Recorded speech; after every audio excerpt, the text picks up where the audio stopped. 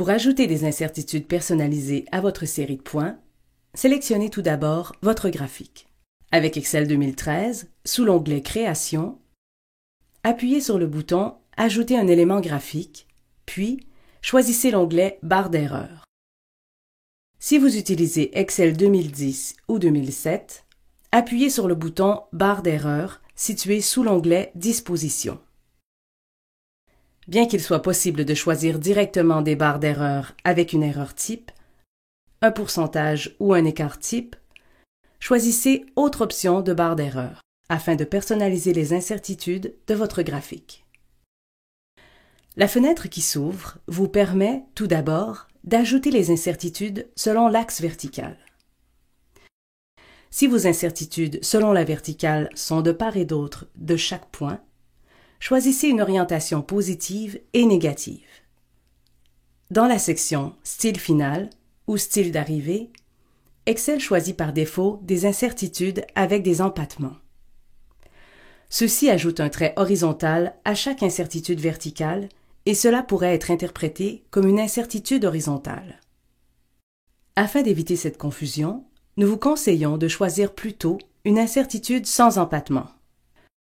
Dans la section Marge d'erreur, vous pouvez entrer une valeur fixe d'incertitude, un pourcentage ou un écart type, ou personnaliser vos incertitudes et spécifier une valeur à Excel. Dans la fenêtre Barre d'erreur personnalisée, commencez par effacer les valeurs par défaut dans les champs de texte. Sélectionnez tout d'abord le champ de texte Valeur d'erreur positive. Sélectionnez la feuille contenant votre tableau de données.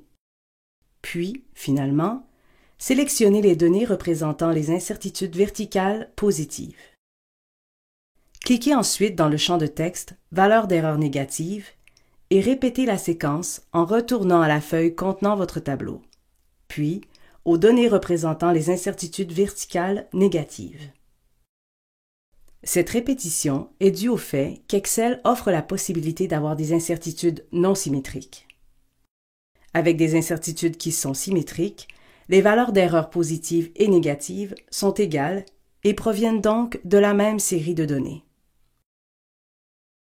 Afin d'ajouter les incertitudes horizontales à vos points, sous l'onglet Format d'Excel 2013 ou sous l'onglet Disposition d'Excel 2010 et 2007, commencez tout d'abord par sélectionner les barres d'erreur X dans le menu déroulant de la section Sélection active. Si votre graphique n'a pas d'incertitude en X, vous pouvez les retirer simplement en appuyant sur le bouton Supprimer. Sinon, appuyez sur Mise en forme de la sélection, puis répétez les mêmes étapes vues précédemment pour les incertitudes verticales.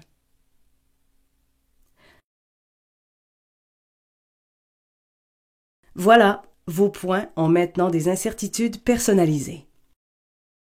Pour modifier ces incertitudes, sélectionnez les barres d'erreur X ou Y dans le menu déroulant de la section Sélection active, appuyez sur Mise en forme de la sélection, puis spécifiez une autre série de points. De plus, sachez que la modification des incertitudes sélectionnées change automatiquement la valeur des incertitudes dans votre graphique. Pour conclure, il est important de noter que, lorsqu'un résultat expérimental est représenté par une croix, celui-ci a les mêmes dimensions dans un graphique qu'un rectangle de même hauteur et de même largeur.